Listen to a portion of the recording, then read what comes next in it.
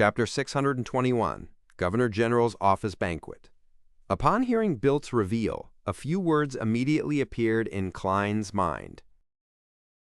Admiral Amirius Rivelt, a true demigod. I'm sorry. Bye? German Sparrow pricked up his brows slightly as Bilt hurried to explain. This wouldn't influence the difficulty of the mission. There's no need for anyone to display a demigod's powers throughout the duration of the mission. He cleared his throat and forced a smile. To make the mission not as difficult, His Excellency has specially arranged for him to inspect the Oravi naval base for a few days. This way, he doesn't need to stay in the Central Sonia Sea's Navy headquarters, the City of Generosity, Byam.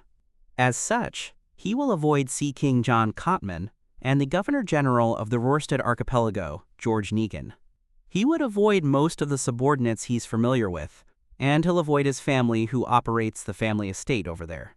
He will also avoid his mistress who he's most familiar with. That is to say that you wouldn't need to face demigods or the test of the masses.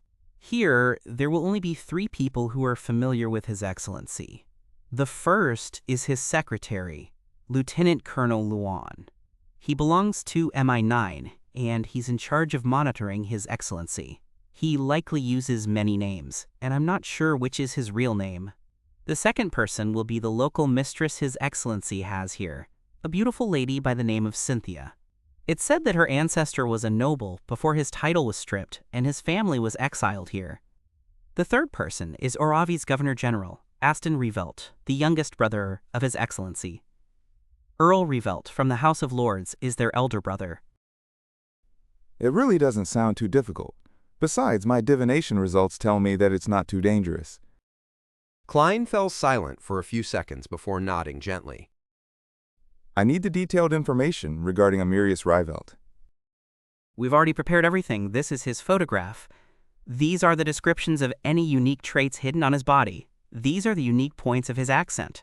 These are the common words he uses. These are the different reactions and attitudes he has towards different matters. Here is the detailed information regarding his interactions with Luan, Cynthia, and Aston. Bilt was delighted as he produced all the information he received from Admiral Amirius Rivelt. Klein first took the photograph and saw a middle-aged gentleman with black hair and blue eyes. He had a strict and old-fashioned demeanor, and his hair was a lot more voluminous than most Loan men. He nodded indiscernibly before looking up. I know this is a lot of information, but I believe that you can memorize them all in 2 days. You have to be very professional in such matters. Before Bilt finished his sentence, he subconsciously took a step back because the person before him wasn't German Sparrow, but Amirius Revelt. The strict and arrogant vibes he exuded was no different from the actual person. Holy Lord of Storms, this is almost a miracle. Bilt looked him up and down, and he couldn't help but be amazed. However, you can be another 3 centimeters taller, your legs can be thicker. But it's fine, there's no rush. His Excellency will arrive the day after tomorrow with the Imperial Navy's 1st Central Sonia fleet. He would inspect the Oravi naval base in the morning and attend a banquet held at the Governor-General's office. I have an invitation to it, and I can bring you there. You can watch from His Excellency's actions and the way he interacts with different people from the side. As he spoke, he received the 500 pounds that Sothoth had taken out from the safe. He handed it to Klein and said, I hope for a pleasant partnership. Klein weighed the notes in his hand and studied it with a few glances before saying, I hope for a pleasant partnership. Backland, William Street. As an inconspicuous member of the Red Gloves, Leonard Mitchell leaned on the outer wall of a house, awaiting the preliminary investigation work to end. He had his right leg raised slightly, with only his toes to the ground. It made him look desultory. After a while, he saw his teammate return with a somewhat complex expression. He was excited, puzzled, expectant, and nervous. Thomason, is there a conclusion? Leonard's heart stirred as he leaned over with a smile. Yeah. Thompson nodded, answered frankly. Both sides have spoken the truth. They have no way of lying in their dreams. Thompson, with his thin hair, wore his top hat once again. Their descriptions are uniform. Beneath this street is a ruin belonging to the 4th epoch's Tudor dynasty. The entrance is indeed that abandoned chapel. No one knows if there's another entrance for now. Is that so? Leonard didn't delve into the details as he exchanged a few words before moving to the sidelines. Once again, he leaned against the wall. He looked around and suppressed his voice. Old man, this is what you're good at. There's a Tudor family ruin hidden here. An elderly voice rang out in his mind. You're becoming more and more impolite. In our era, disrespect to high-ranking people implies being made into living sacrifices. Also, it's impossible for there to only be one Tudor family ruin in Backland. Are they lying?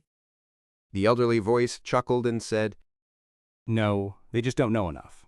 If my theories are correct, this ruin likely belongs to the Tudor Trunsoist United Empire. What? Leonard was stunned. This was an ancient dynasty he had never heard of before.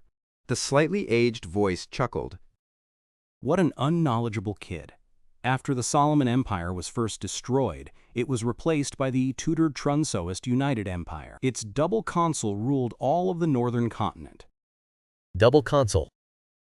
Leonard ruminated over this phrase. The slightly aged voice chuckled and sighed. In the ruins underground, there should be 41 inverted candlesticks on the left and 40 on the right. 2 of them look like they belong to the throne of a giant. And, it might be where Alista Tudor became Blood Emperor. Leonard frowned slightly before easing them. He said with a relaxed smile, There must be quite a lot of secrets hidden in there. The slightly aged voice, TSKED. Of course, but you aren't qualified to know it. Leonard curled his lips indiscernibly and said, What follows next is the exploration of the ruins. The slightly aged voice chuckled before falling silent. A minute later, Leonard saw Archbishop St. Anthony and the Church of Steam's Archbishop Horomic end their conversation as they returned to their own camps. Immediately following that, Horomic ordered all Machinery Hive Mind personnel to leave, leaving the area to the Church of the Evernight Goddesses Nighthawks. What happened? Upon seeing this scene, Leonard was filled with puzzlement. At that moment, all the Nighthawks heard Archbishop St. Anthony's voice. All Red Gloves gather. The other Nighthawks are to leave the mirror world. Find a reason to evacuate all the residents in the area and promise them compensation for their property. After all the residents evacuate, the Red Gloves and I will destroy this ruin that stems from an evil era. Entry is forbidden. It will be directly destroyed. May the goddess bless us all. Leonard never expected such a development. 7:30 in the evening, at the Oravi Governor General's office. Klein changed into Sothoth's appearance. He wore a black tailcoat and a bow tie of the same color. He followed Bilt into the banquets hall. The temperature inside was like that of spring. A gigantic chandelier hung from the ceiling, and the shimmering candlelight illuminated the grounds like it was daytime. In the corner on the right, there were musicians dressed in vests and bow ties playing a brisk tune. On the left were long tables. On top were roasted chicken, pan-fried foie gras, stewed lamb, Backland-styled roasted goose, Odora lobsters with butter and cheese, and other delicacies. Despite the distance, Klein could still catch a whiff of the fragrance wafting over. He planned on getting a plate and filling it with food. At this moment, Bilt tugged at his collar in a reserved manner. He leaned his head over and suppressed his voice. Remember the etiquette as required by such banquets. Our current goal is to observe His Excellency's actions, so just taking a cup of wine would do. There's Misty Champagne here, Ormere grape wine, and Southville red wine, all famous alcohols that are seldom seen outside. You can drink some, but not a lot. We have to maintain sufficient sobriety. Yes, try to just go through the motions when drinking. Klein retracted his gaze and nodded. The two of them took a cup of golden champagne whose minute bubbles were like mist from a red-vested waiter who passed by them. Then they moved towards the banquet's highlight, where Emirius Revelt stood wearing his dark blue Navy Admiral's uniform. With their standing, they naturally had no way of approaching the Admiral. All they could do was observe his every action from a slight distance. Maraz Raymond, Emirius's figure is normal. it doesn't look that fit. The corners of his mouth droops a little, indicating his actual age. He doesn't have a beard. His blue eyes seem to hide an authority that one cannot reject or defend against. His dark blue admiral uniform is starched well. There's a red lanyard at his shoulder, which joins to his chest where there are all sorts of medals. His sleeves have golden cufflinks, accentuating his epaulets of the same color. His epaulets are split into 3 parts. From inside out, there's an embedded crown with rubies, the crossed scepter and sword, 4 stars made of diamonds. Klein began scrutinizing and used his faceless powers to memorize all the detailed characteristics of the Navy Admiral, as well as the attitude he used when talking to different people. During this process, he only took a sip of the misty champagne and didn't take note of its taste. After he had mostly gathered all the information, Klein exhaled and allowed his mind to rest. The great drain on his mind made him hungry. Hence, he placed the wine cup on the tray of a red-vested waiter, and he planned to get some food from the long table. Naff. At this moment, Bilt leaned over and said, His Excellency has given me the signal. We will be meeting him at an agreed location. Klein retracted his gaze from the roasted chicken and swept a cold glance at Bilt. Bilt shuddered as he hurriedly turned around, leading Gearman Sparrow from the floor-to-ceiling window and into the garden. After walking for nearly a minute in the secluded path, he paused and pointed at Klein's face. You can change into His Excellency's appearance. Just pretend that you're that tramp who looks like him.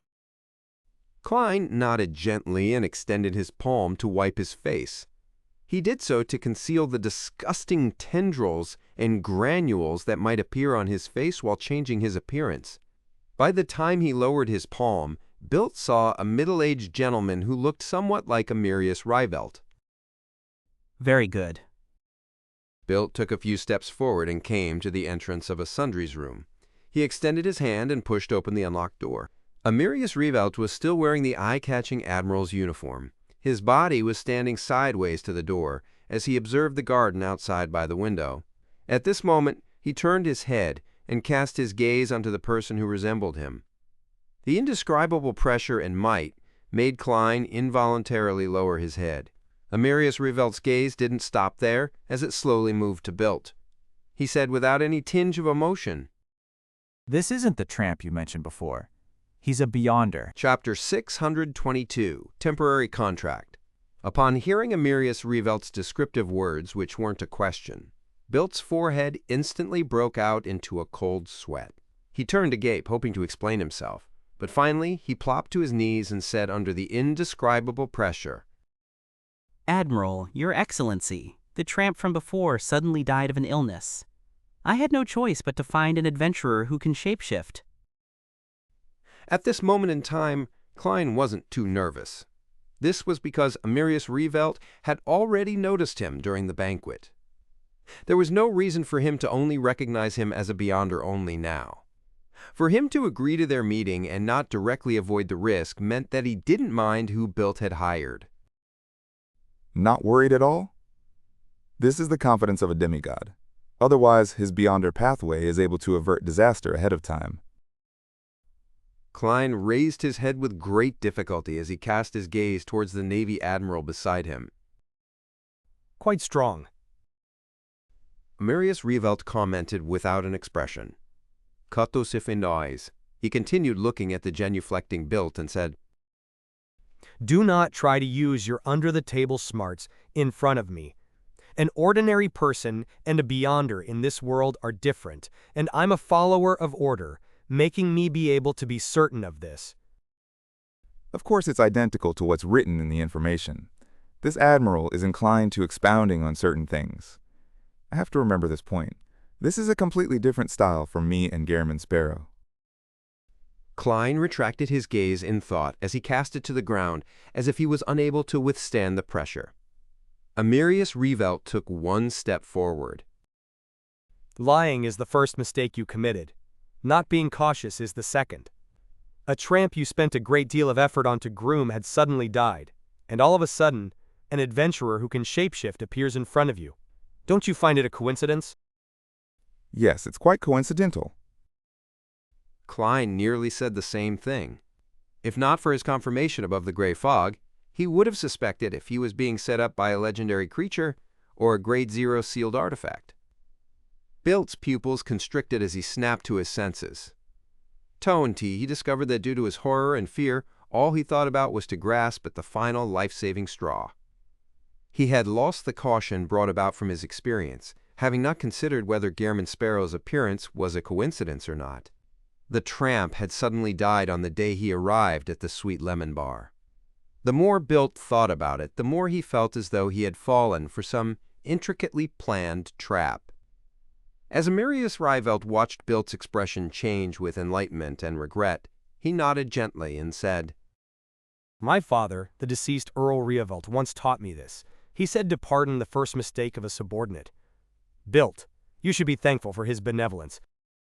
Bilt's tense mood eased instantly as he felt extremely moved. He thought Amirius Rivelt, who was closer to a god than man, would execute him on the spot, so as to warn all the adventurers who were under him. Who knew that he would choose to pardon him? Your Excellency, Bilt was momentarily unable to form a sentence. Amirius maintained his stern expression and said in a deep voice, There's a second half of the saying, that is, punish them for their second mistake. Bilt, do you know what you should do in the future? The genuflecting Bilt immediately straightened his back and pressed his right fist to his left chest. I'll be utmost loyal to you, Your Excellency. Amirius nodded and turned to Klein. What's your name? That depends on which identity you're asking about. Klein lampooned inwardly and calmly replied, Gehrman Sparrow. Amirius Rivelt suddenly fell silent for 2 seconds as the atmosphere in the sundry room seemed to freeze. Oak. Just as Klein couldn't help but feel uneasy, Amirius finally said, So it's you. Your Excellency, you sound as though you know me. I'm just an ordinary military informant. I only exchanged some bounty through you. I haven't even made any reimbursement claims.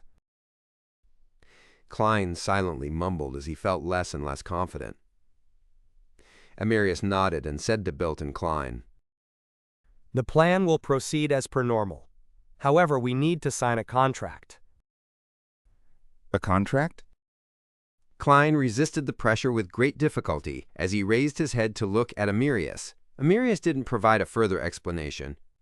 He lifted up the paper and pen he had long prepared from the windowsill and wrote something on it. Every time he made contact with his pen, a golden glow would emit. The solemnity and holiness made it seem like he was penning a law. Klein narrowed his eyes slowly as his vision turned blurry. He couldn't help but lower his head again. After an unknown period of time, Amirius stopped writing and picked up a piece of paper. He said to Klein, Sign your name at the end. If the conditions aren't satisfactory, you can choose not to sign. Do you think I have, or lack the guts, to sign it? Klein lampooned as he watched Bilt stand up. He received the pen and paper and handed it to Klein. Collegius. The conditions on the piece of paper were few and simple. Most of them restricted Gehrman Sparrow's actions when acting as Amirius Rivelt. It included, but wasn't limited to, voluntarily exposing any problems, not using his identity to engage in acts which were adversarial to Amirius, as well as not make any intimate contact with Miss Cynthia, etc. I thought such important figures wouldn't care about the chastity of their mistresses. This admiral is indeed an old-fashioned man. However, I'm not such a person either. Klein hid his curiosity and asked as though it was an academic question. What if Miss Cynthia chooses to make intimate contact with me? In between the lines, he was saying that being too distant or resistant made it easier for Cynthia to notice a problem. He was asking how he should balance the act. It's fine, Amirius said without any expression. During the contract's validity, you will not have any desire or lack the ability to do it when facing her. You can do that? This contract is rather powerful. Apart from a contract with spirit world creatures, this is the first time I'm seeing other contracts. Furthermore, the former use the power of the underworld. This contract is only between two parties. Is this a demigod? Beyonder power of Admiral Amirius? The Arbiter pathway? Klein shot a glance at the dates and discovered that it lasted 5 days. Is he confident that he will return within 5 days, or is his level only capable of implementing a contract for 5 days? Klein read the conditions once again before taking the fountain pen and wrote the name, Gehrman Sparrow. With the final character written, he saw the words on the piece of paper emit a golden glow as they condensed into a resplendent luster. Amidst the resplendent luster, the piece of paper rapidly dissipated and vanished, as though it had fused with the world's rules. An invisible and faint gray fog gently rippled around him as Klein clearly sensed layers of indescribable restrictions placed on him. These restrictions quickly melted into his body, temporarily becoming one with his spirit body and physical flesh. The gray fog can block out bad and good luck from external sources to a certain extent, but it's unable to screen a contract I signed. That's right. If it can screen it, the contract with the messenger wouldn't have been valid. Klein gazed at Amirius Revelt once again in enlightenment. The Admiral had already converged his might as he produced a dark gold charm in his palm. On it were the symbols and magical labels representing the Sword of Judgment. Its entire body was converged and somber, giving one the feeling that it was part of a codex. This is a high-level charm using my blood, a 4th Epoch ancient codex, and the royal family's Grade 0 sealed artifact. Amirius said calmly. Its name is 9th Law. When it's injected with minute amounts of spirituality, it can produce a might that's similar to mine. This can be done even by ordinary people. Without it, you'll find it very difficult to pretend to be me. Indeed, the might I show in a disguised state is only superficial. It's fine fooling others usually, but once there's a need to shock and awe any subordinate, that would be useless. Klein secretly heaved a sigh of relief. Amirius continued. With your present strength, you should be able to withstand its usage. Through it, you can indicate a necessary restriction on the target, making them be in an extremely disadvantageous state. This way, even if a demigod were to sound you out, you'll be able to scare him away. If no mishaps happen at the end of everything, and if you had no need to use it, then it will be yours to keep. It can be used for a year. Klein was first taken aback before he felt a strong sense of delight. He finally had another high-level charm ever since that time he used up the one which was created with the mutated Sun Sacred Emblem. Although such an item had a time limitation and was single-use, a pro was that it didn't have any negative side effects. Of course, the stringent requirements that were needed to create one made them very rare in number. As expected of a demigod, he's a lot more generous than built. Bribing a tramp and an adventurer at the pirate admiral level are different in cost.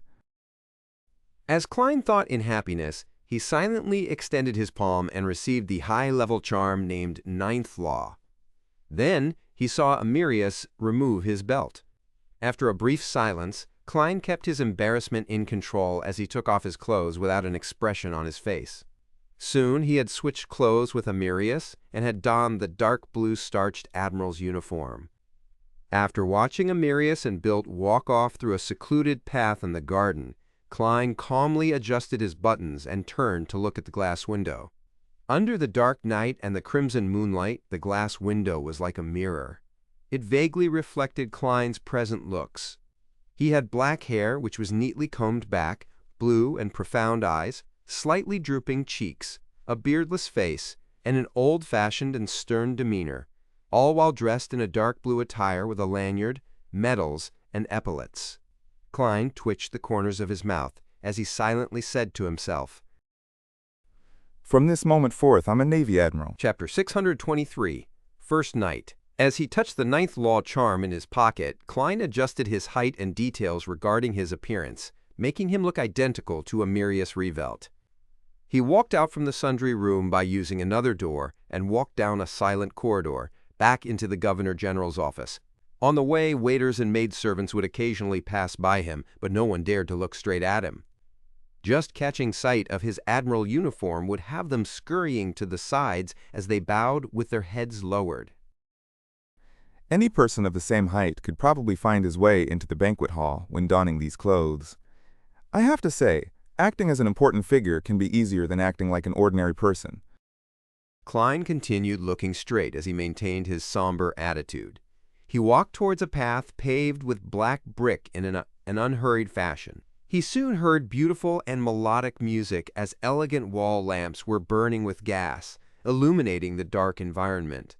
Just as Klein approached a break room, he saw a room open. A middle-aged man had been waiting there as he walked over. The man had black hair and blue eyes. His facial features somewhat resemble Amirius, but his forehead was higher and his eye bags were puffy. The corners of his mouth didn't droop. He was none other than Amirius Rievelt's youngest brother, Aston Rievelt. This gentleman had once served in the Navy, and he had been promoted to colonel after rendering meritorious services in the southern continent's colonies. Later, he got sick of his military career, and together with political balance, he agreed to a switch in career and became the governor-general.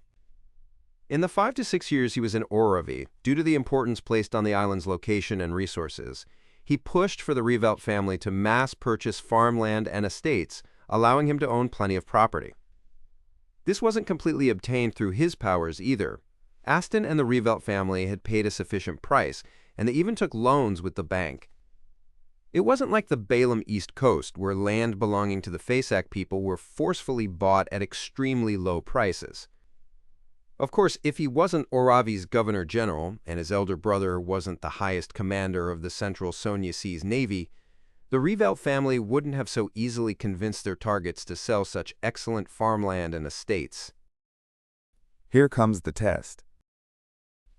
Klein calmly approached and stopped in front of Aston Rievelt. Aston looked around and asked in a deep voice, "Have you decided on that matter?" What matter? Klein first felt blank before he recalled an introduction in the information he received. If Aston requests for a private chat or asks for an answer to a certain matter, tell him that an answer will be given to him when departing from Oravi. Admiral Amirius really anticipated this. I just need to watch my attitude and tone. Yes, I also need to use the unique terms and pronunciations used by Loan aristocrats. Klein gently nodded and sternly said, Wait a few more days. The answer will be given to you when departing from Oravi. Aston didn't raise any doubts as he chuckled.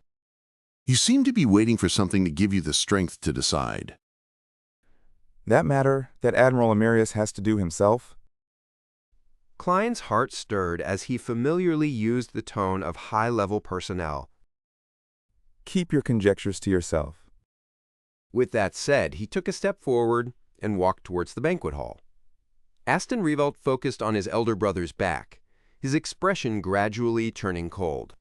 He then shook his head slightly. After entering the banquet hall, Klein surveyed the area and walked towards the long table with food on it. From time to time, he would stop to exchange pleasantries with people who came near him. During this process, he realized that he didn't need to understand the topics raised in any conversation. All he needed to do was nod occasionally, allowing the conversation to harmoniously progress until its end. Indeed, the status of an important figure makes certain aspects of acting easy, but correspondingly, there are certain matters that can be difficult. Klein tore through one obstacle after another before finally arriving at the long table. He casually picked up a plate and told himself that Admiral Amirius liked fish, beef, and lobster, while disliking chicken and goose. Therefore, he avoided food like the roasted chicken and Backlund-styled roasted goose. He picked up some beef, fried dragon bone fish, and Odora lobster with butter and cheese. As the metallic containers had their bottoms lined with asbestos, with red-hot charcoal burning under it or steaming hot water, all of the food maintained an appropriate temperature. Klein nearly broke down, destroying his persona when he took the first bite. He tried his best to maintain Admiral Amirius's image as he held his plate and chatted with the port city's member of parliament, navy suppliers, etc. He seriously listened to what they had to say, stuffing food into his mouth from time to time. He noticed that a young man in a tailcoat kept following behind him. He had neat, blonde hair that he combed backward. He had a receding hairline with light blue eyes. He looked handsome and gentlemanly. Identical to the picture. Amirius's secretary, Luann. Klein controlled himself and didn't size him up. He wanted to fill his stomach before the end of the banquet. Once out of the Governor General's office, Klein boarded the carriage, which was guarded by bodyguards. He sat beside the wine cabinet. The blonde secretary, Luann, followed him in. As his leather boots stepped onto the thick, soft carpet, he silently inched towards a spot opposite Klein. He sat there, but he only occupied a third of the seat. The carriage began moving as Luann took out a stack of documents from the black briefcase he carried. Your Excellency, this is the Oravi Naval Base's ledger for the year 1349. Klein extended his hand over and casually browsed through a few pages. What? A pound for a roll of toilet paper? The naval base's bathroom was renovated 20 times a year? Klein did some simple math and discovered all sorts of ridiculous line items. Isn't accounting such as this way too simple and obvious? I can even give them classes and specially teach them how to make claims. Klein seriously considered the attitude he should show.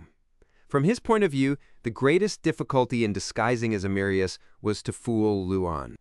This wasn't to say that Governor General Aston and Miss Cynthia weren't as familiar with Admiral Amirius as his secretary. It was just that, as his younger brother, Aston might help his brother conceal the matter if he discovered something amiss after being given a hint. Similarly, as his mistress, Cynthia would be inclined to help conceal the matter for the Admiral as his dependent. Of course, the possibility that Cynthia was a spy couldn't be eliminated. There was still the matter of there being a chance of being used by a spy, but nothing could be as dangerous as Luann, whose duty was to monitor the Admiral. I can't expose any problems. What kind of attitude would Admiral Amirius have when faced with such a report? Go into a rage, or pretend to be in a rage? No, the Oravi Naval Base personnel wouldn't be that daring to hand over a clearly problematic report as though he were blind. They must have a certain level of confidence and a tacit understanding between them. As the information didn't mention this, Klein could only make a judgment based on his experience. Furthermore, he could confirm that either the Oravi Naval Base's report was beyond Admiral Amirius's expectations or was determined to be of little importance.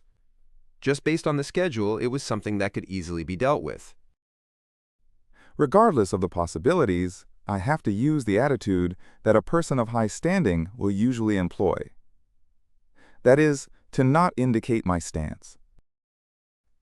Klein closed the documents and handed it back to the blonde secretary, Luann. He said expressionlessly, "Put it on my desk." In between the lines, this sentence meant, "I'll look through it carefully." To others, it would mean something different based on their standpoints. If the Oravi Naval Base had done it without warning, this meant that the Admiral was somewhat dissatisfied and was awaiting an explanation. If the two had reached a tacit mutual understanding on the matter, it meant that Admiral Amirius wished to obtain more favorable benefits in the matter. As for whether it would offend anyone, Klein didn't care. After all, he wouldn't be Amirius Revelt in a few days' time. He believed that a true demigod had the means to repress the anger of his subordinates. In addition, he was grateful that Amirius wasn't a demigod of the Church of Storms. Otherwise, he had to consider whether to nod his head and pass the report, or throw the document back in anger while throwing a few people in passing into the sea to feed the fishes. Yes, Your Excellency. The blonde secretary, Luann, didn't change his expression. He stuffed the document back into his black briefcase as though he had long expected such a response. On the way back, Klein leaned into the carriage according to Amirius Revelt's habits. He half closed his eyes as though he was contemplating certain matters, but in fact, he wasn't thinking of anything. Luann maintained his silence and didn't speak at all. Human-height iron-black street lamps were quickly left behind as the carriage drove close to the naval base before taking a bend into a house with a garden and lawn. Just as Klein walked up the steps, a butler opened the door for him as servants lined the two sides, reverently awaiting his entrance. The living room was decorated in a very classic manner. There were oil paintings of beautiful scenery hung up, limestone statues, simple and elegant vases, etc. A faint but lingering fragrance emanated in the room, one that reached into the heart. Klein, who should have relaxed, ended up tensing up as he saw a beautiful lady walk towards him in a home gown. She looked to be in her early 20s. Her blonde hair cascaded down, and when she cast her blue eyes over, it was as though there was a glow hidden within them. While filled with gentle feminineness, there were still some remnants of her adolescence. She was none other than Admiral Amirius's mistress, Cynthia. Klein held back his discomfort and allowed Amirius's stern face to reveal a smile as he widened his arms. Cynthia threw herself into his arms and tiptoed. With her cheeks by his cheek, she whispered with a smile, "Admiral, I've already heated the water for you in the bathtub." This means she had someone monitor the end of the banquet. Being a mistress isn't something simple either. Admiral Amirius does like to take hot baths so as to relax his thoughts. In order to ignore how close their cheeks were, Klein allowed his thoughts to wander. As a straight man, he should have felt embarrassed while also being rather glad to be approached by such a beautiful member of the opposite sex. However, the temporary contract made him have zero urges. Hence, all that was left was awkwardness. Very good. Klein praised her as he gently pushed Cynthia away, having had nowhere to place them. Knowing that the Admiral didn't like to be intimate in front of the servants, Cynthia retreated and led Klein to the second floor. He was brought into the bathroom as he prepared a bathrobe for him. After doing all of this, Cynthia instructed the servants not to come to the second floor unless they heard the bell ring. Then she returned to the bedroom, took off all her clothes, and changed into a nightgown made of silk. Her nightgown revealed plenty of her chest. It was an alluring snow white, and deep in her cleavage was a special necklace pendant. It was like a miniaturized black rhinoceros horn about the length of a finger segment. Cynthia took off the necklace and stuffed it under her pillow. Amidst her blushing and hesitation, she left the bedroom and came outside the bathroom where the Admiral was bathing. Mustering her strength, she pulled at the handle. Creak. Her hand paused. She realized that the bathroom's door had been locked from the inside at some point in time. With a blank look, Cynthia instinctively yanked at it again. Creak! Creak! The bathroom's door didn't budge an inch. Chapter 624. Warning. The bathroom was partitioned inside. The emanating steam covered the entire bathtub. Apart from his head, Klein's entire body was soaked in the hot water. He lay there in such great comfort that he didn't even wish to move his toes. What a beautiful night. If only there was no Cynthia outside. I still have to deal with her later. Klein sighed as he considered what excuse to use to avoid being intimate with her. In accordance with Admiral Amirius Revelt's traits, he decided to first use work as an excuse. After that would be the excuse of him not feeling well, him losing the ability to have sex, him needing some time to digest any medicine he had just taken, and how he had suddenly realized his true sexual orientation, making him find curly-haired baboons extremely attractive. As for whether this would damage the Admiral's image, Klein didn't feel the slightest bit of pressure. As long as he prevented Cynthia from suspecting that he was a fake Amirius Revelt, he would have perfectly completed his mission. The subsequent explanations for those excuses, and how he finds an excuse to explain his recovery, would all be Admiral Amirius's problem. What has that got to do with me, Gairman Sparrow? And what does Gairman Sparrow's ruined reputation have to do with me, Sherlock Moriarty? Klein stood up in satisfaction as he walked out to the dry partition while dropping wet. He got a bath towel and dried himself. After changing into a hanging bathrobe, Klein inhaled silently as though he had unlocked a major enemy in his quest. He opened the door to the bathroom. Seeing the corridor empty, with only the light from the wall lamps on both sides illuminating the darkness, Klein felt slightly relieved and was no longer as tensed. This is almost the same feeling as challenging a pirate admiral. As he mumbled, he realized a serious problem. He had no idea which of the rooms was the master bedroom or study. Regardless, I have to inform Cynthia. Otherwise, it would make Admiral Amirius appear strange. Klein recalled the layout of similar houses in an attempt to accurately find the master bedroom. At this moment, the door to the room diagonally across him creaked open. Cynthia, who was draped in a silk nightgown, walked over. Her blonde hair appeared wet and messy as they cascaded down. There were even a few strands of hair fluttering in front of her blue eyes and bright red lips. It hid the glow in her eyes as her lips were somewhat closed. She appeared extremely alluring under the dim environment. The neckline of the silk nightgown was very open, as snow whiteness and a deep cleavage was reflected in Klein's eyes. Klein nearly raised his head to look at the ceiling to avoid the intense stimulation. Calm down, calm down. You are a Mirius Revelt. Besides, you've seen a half-naked demoness before. Compared to an ailment maiden, this lady's charms are clearly insufficient. Wait, why am I thinking about demonesses? Who knows if they were formerly men or women?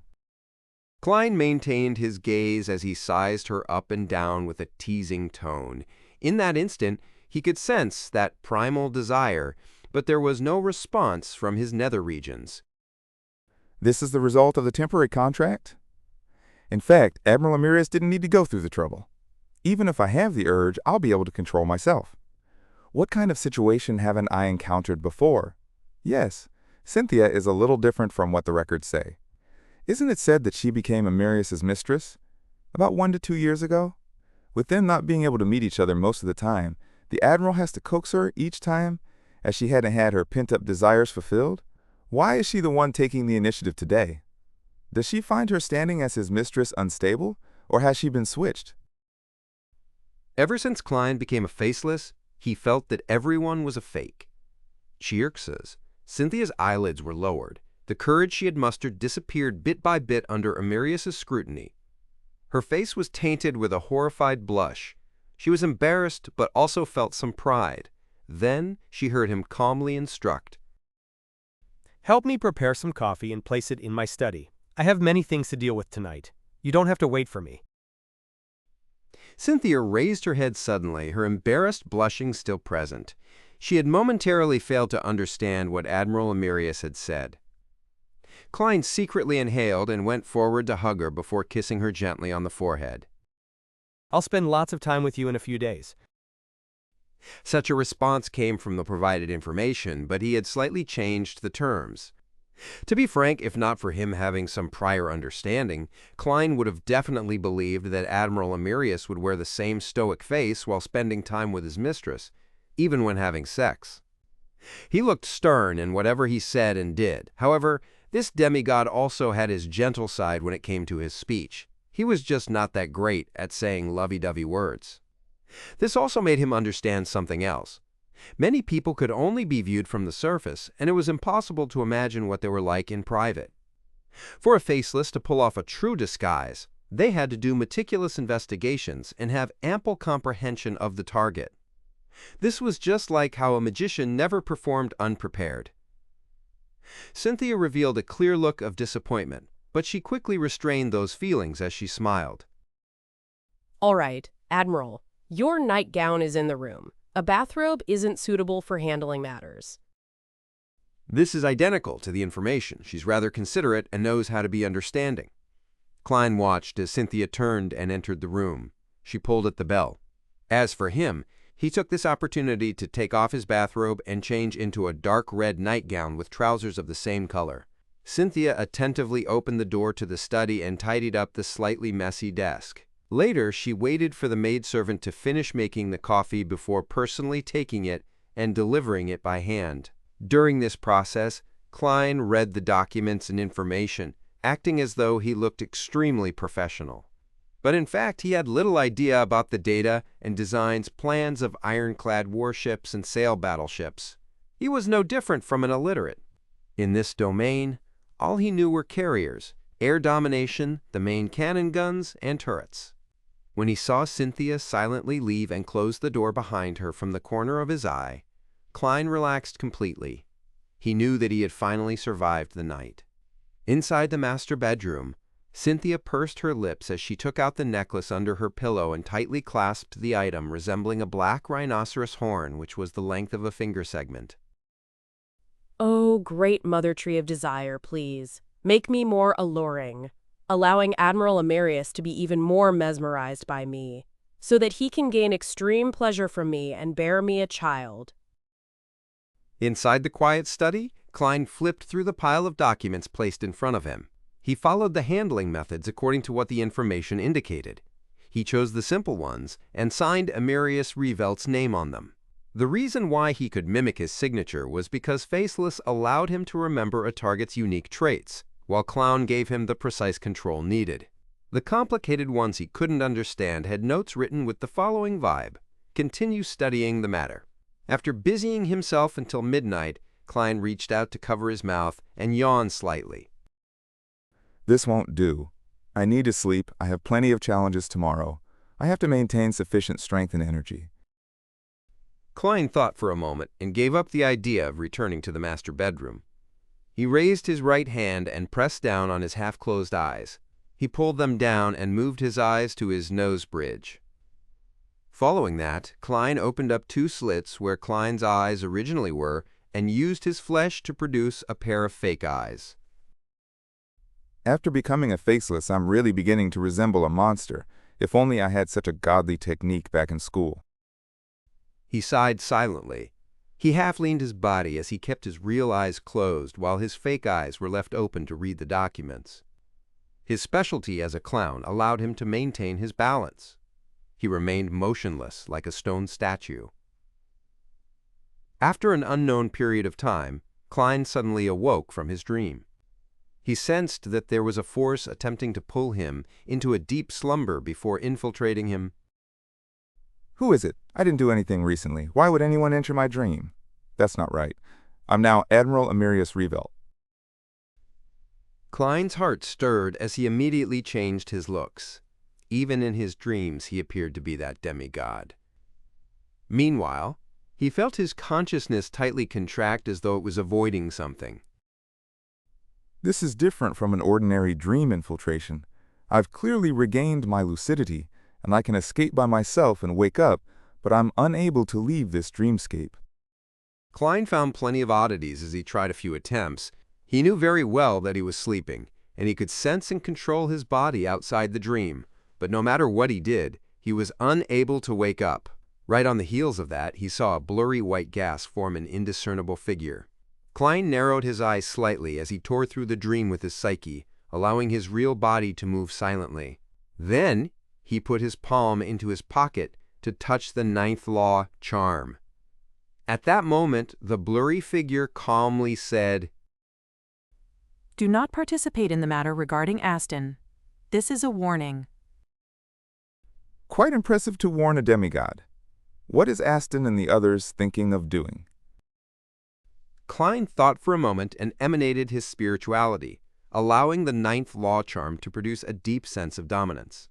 Then, he imitated it, and produced the same feeling in his dream. He said with a deep voice, Who are you?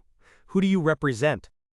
The blurry figure was taken aback before he said with a laughing sigh, As expected of Lawweaver Amirius, you actually managed to maintain your lucidity in such a situation.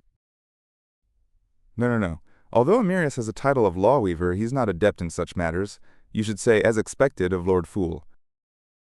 Klein lampooned and sternly said, Answer my question. The blurry figure chuckled. You don't need to know who I am. As a demigod, you should be clear that everything is fated, likewise for the times. Do not resist the fate of an era, which is also the trend of the times.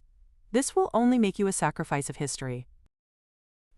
Fate of an era, the trend of the times, sacrifice of history. When he heard this, Klein suddenly thought of a term, Twilight Hermit Order. However, Klein didn't say a word, nor did he say those words.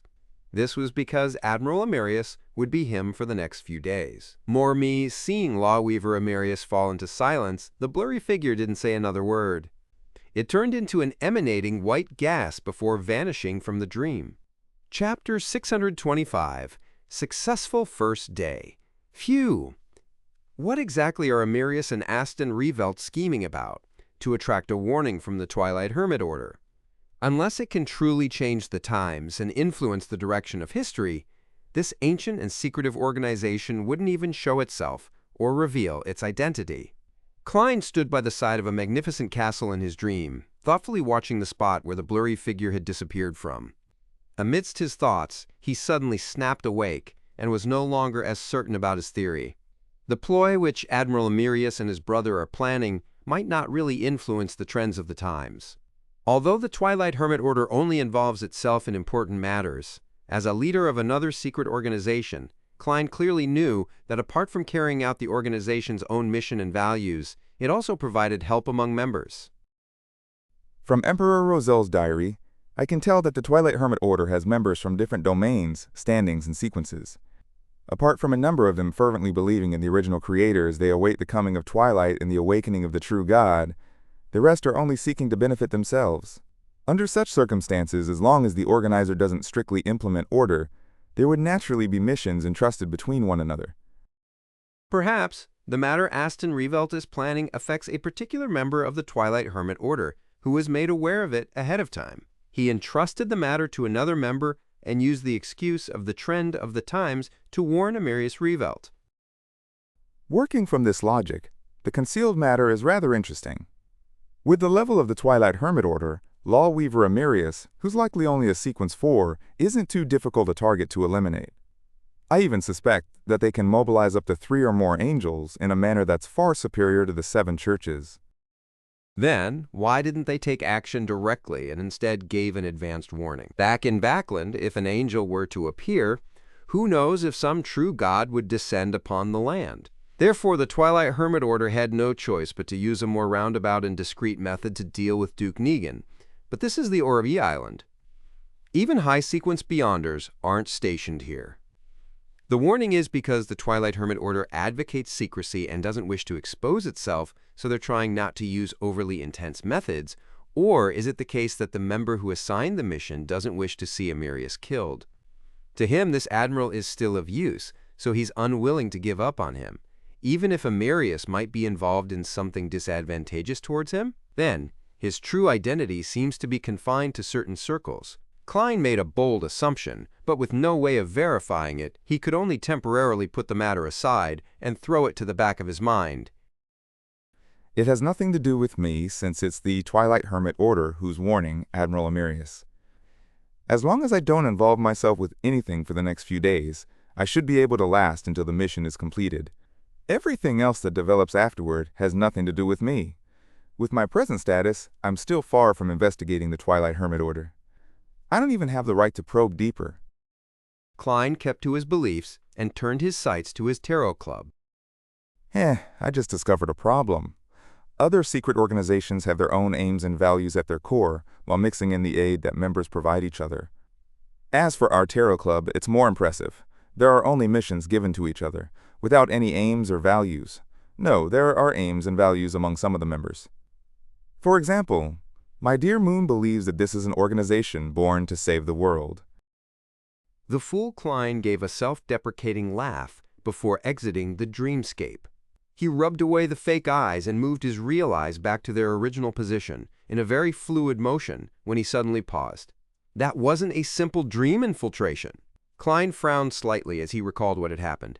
That was because the power had first attempted to pull him into a deep slumber.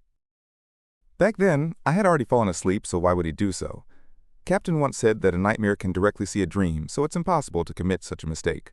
Therefore, the visitor hadn't used the beyonder powers of a nightmare, but something else.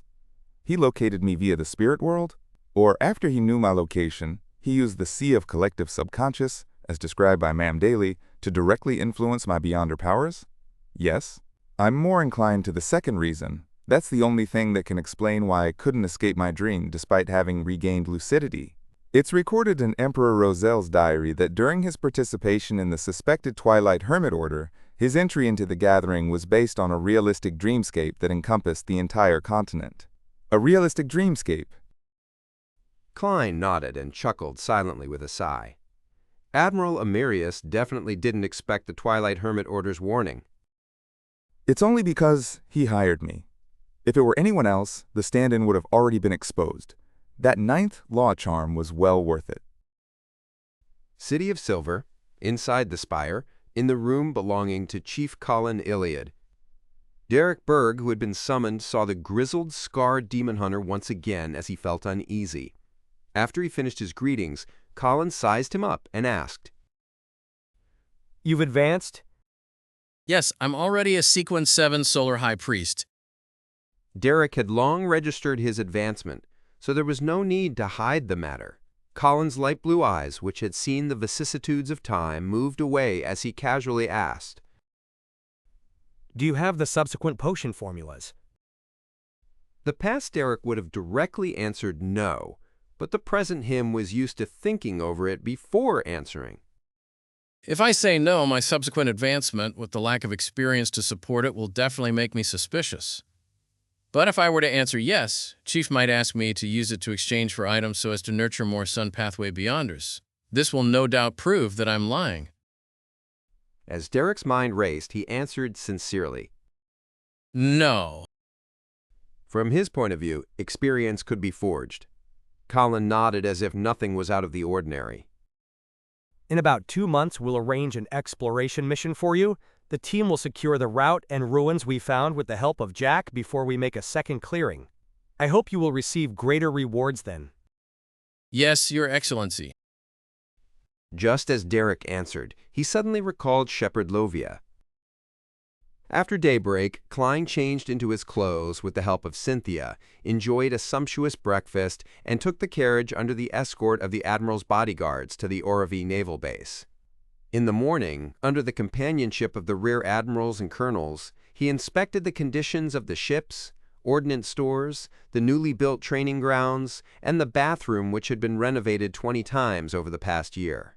After having lunch at the Navy Mess Hall, Klein followed the schedule and summoned all officers above the rank of major to take in their reports.